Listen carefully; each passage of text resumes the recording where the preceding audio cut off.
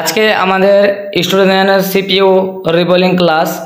Actually আমাদের A to Z CPU কিভাবে আমরা তুলব বা কিভাবে লাগাবো A to Z স্টুডেন্টকে এখানে আমরা শেখাই।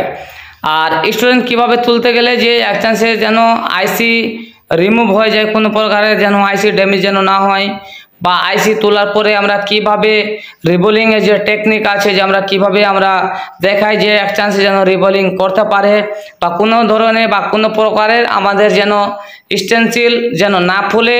স্টেনসিল ফুলতে গেলে তো আমরা তো জানি আমাদের আইসি রিবোলিং হবে না। সেই জন্য A to Z আমরা স্টুডেন্টকে শেখাই যে কিভাবে রিবোলিং করতে গেলে স্টেনসিলটা যেন না ফুলে, এবং আইসি কিভাবে আমরা রিমুভ করব যেন কোনো প্রকারের ড্যামেজ ছাড়া আমরা আইসি রিমুভ করব। যদি আইসি রিমুভ করার টাইমে যদি আইসি আমরা ড্যামেজ করে ফেলি তাহলে আমাদের কাজ করে কোনো লাভ হবে না। কেন? যতক্ষণ পর্যন্ত আমাদের সিপিইউ ভালো আছে তারপরে আমাদের হ্যান্ডসেটগুলো অন হবে, না হলে হ্যান্ডসেটগুলো অন হবে না।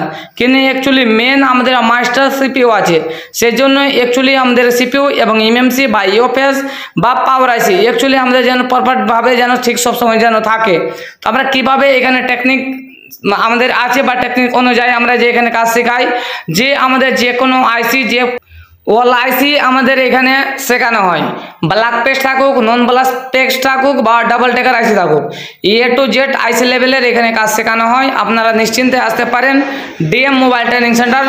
অনলি আমাদের এখানে প্র্যাকটিক্যাল কাজ শেখানো হবে, A to Z হাত ধরে A to Z প্র্যাকটিক্যাল কাজ শেখানো হয়।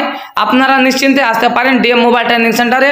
আর এখানে আসার জন্য স্ক্রিন নম্বর থাকবে, যোগাযোগ করতে পারেন। Love you all.